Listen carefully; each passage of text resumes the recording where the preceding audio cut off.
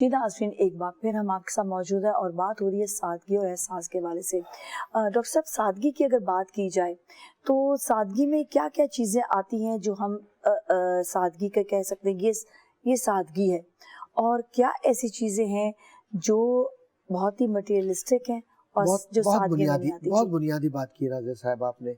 ہم شادی میں جا رہے ہیں نا، ہم شادی میں 2-2 لاکھ 1.5 لاکھ 3-3 لاکھ کے ہم کپڑے کیوں بنا رہے ہیں؟ ہم وہ غریب بچیوں کی شادی میں کسی کو دے دیں، ہم 5,000 4,000 10,000 کے کپڑے کے ساتھ بھی تو اپنی ستر پوشی کر کے رب کی نگاہ میں اس کی بارگاہ میں مقبول ہو سکتے ہیں نا۔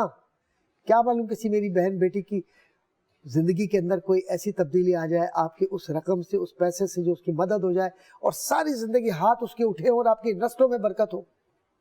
سادگی کا یہ عالم ہے کہ اپنے غریب رشتہ داروں کے پاس ضرور جائیے۔ رب نے آپ کو نوازا ہے نا، اپنے رشتہ داروں کو مت چھوڑیں۔ یاد رکھیے، جنہوں نے قطع رحمی کی اپنے غریب رشتہ داروں کو چھوڑ دیا، قیامت کے دن رب کی نگاہ سے وہ محروم ہوگا۔ آپ ان غریب لوگوں کو جو بیمار ہیں، کوئی کینسر سے خدا نخواستہ، کوئی ہارٹ سے، کوئی اور وہ اس مرض کے اندر موت کے قریب ہے، لیکن انہیں انتظار ہے کسی کا، تو رب نے آپ کو دیا ہے، تو آپ بہت بڑی گاڑی خریدنے کے بجائے چھوٹی سی گاڑی کوئی اور لے لیجئے اور کچھ پیسہ وہ دے دیجئے۔ کل ایک گاڑی کی جگہ 10 گاڑیاں انشاءاللہ اسی زمین پر اسی جگہ مل جائیں گی، کسی کی زندگی تو بچ جائے اور زندگی بچ جائے گی کسی کی، اور ساری زندگی دعاؤں میں آپ ہوں گے۔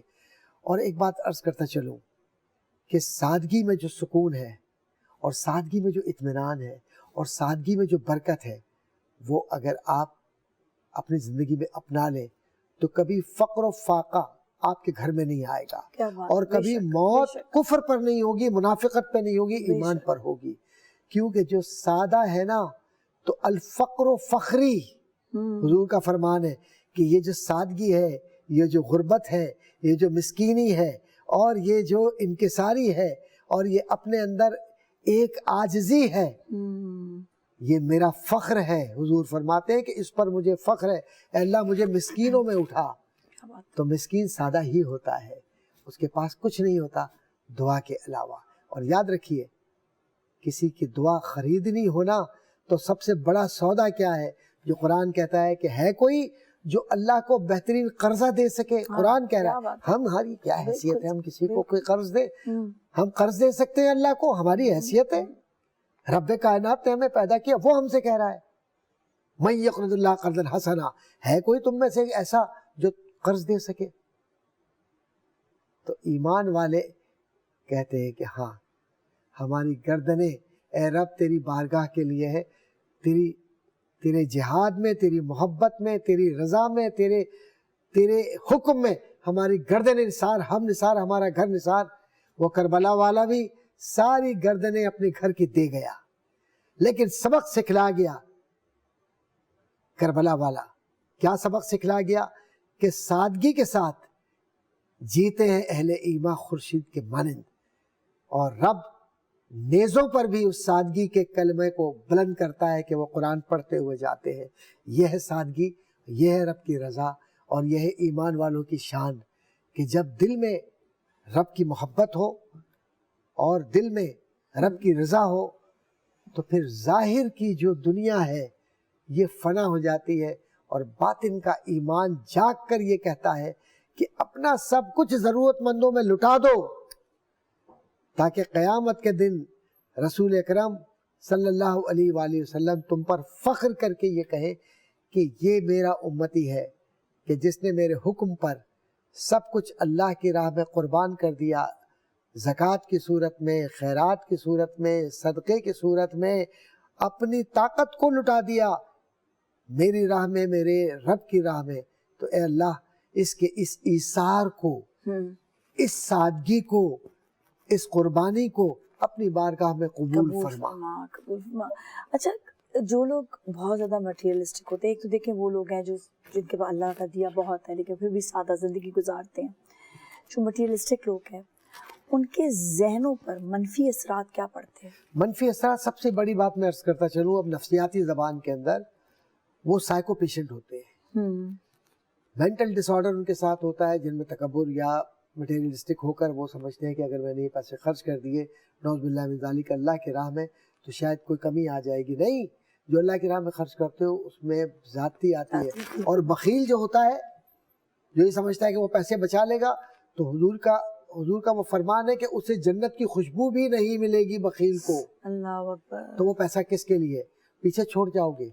किसने देखा है कि तुम्हारा बेटा शराबी निकलता है या आवारा निकलता है, तो वो पैसा अगर आवारगी में और शराब में लगता है, मस्जिद में और कुरान के लिए और दीन के लिए नहीं लगता, तो कल तुम्हें कब्र के अंदर तुम्हें उस आलम बरज़ख में अजाब इसलिए दिया जाएगा कि तुमने जो औलाद छोड़ी है वो शराबी छोड़ी, आवारा छोड़ी, बदचलन छोड़ी, जो रब की राह से भटक कर तुम्हारे पैसे को शैतान के दोस्तों की तरह खर्च कर रहा है। तो क़यामत के दिन क्या जवाब दोगे कि तुमने ऐसी औलाद? मुझे एक वाक़या याद है, एक साहब को जानती हूँ मैं जिन्होंने हमेशा जो है रॉन्ग वे से पैसा कमाने की कोशिश की, उसके बाद फिर वो बाहर के मुल्क चले गए। आपको पता है कि उनकी जवान औलाद जिसके लिए वो पैसा कमा रहे थे, नहीं, वो इस दुनिया में नहीं रहेगा। और मतलब ऐसी चीज़ें जब हम देखते हैं ना तो हमारे रोंगटे खड़े हो जाते हैं कि अल्लाह, और कहते हैं अल्लाह ताला माफ़ कर, जो तूने हमें दिया है हम उसका सब्र और शुक्र अदा करें, और उसी सब्र और शुक्र के साथ हम कहें कि अल्लाह हमें तू नेक नियत और हमें तू हमेशा हलाल रोज़ी दे। एक बेवा बहन के मकान पर जाली कागजात के साथ इसी कराची शहर में कब्जा किया। उसके 2 बच्चे थे जिसने कब्जा किया, दोनों बेटे किसी आला सरकारी जगह पर। ताकत के जरिए उसने बहन को बाहर फेंक दिया, वो पागल खाने में चली और मर गई। आप यकीन जानिए वो बेवा औरत थी। उसने जाते हुए सिर्फ यूं करके देख कर कहा कि रब आसमान पर तू है, मेरा इंसाफ करना। ये कहकर चली गई। आप यकीन जाने वो 2 अफसरान सरकारी और खुद, तीनों को एक ही मर्ज हुआ, और वो तीनों को जो मर्ज हुआ वो ज़बान का कैंसर। अल्लाह, और वो तीनों इसी कराची शहर के अंदर, अल्लाह मुआफ करे, इस बुरी तरह से इस दुनिया से गए हैं कि लोगों ने कहा ये इबरत की कब्रें हैं। तीनों इसी शहर के अंदर है, कब्र मेवा शाह के अंदर मौजूद है। तीनों, 2 बेटे 1 बाप, तीनों की कब्रें एक साथ है। कहाँ लेकर जाएंगे सर?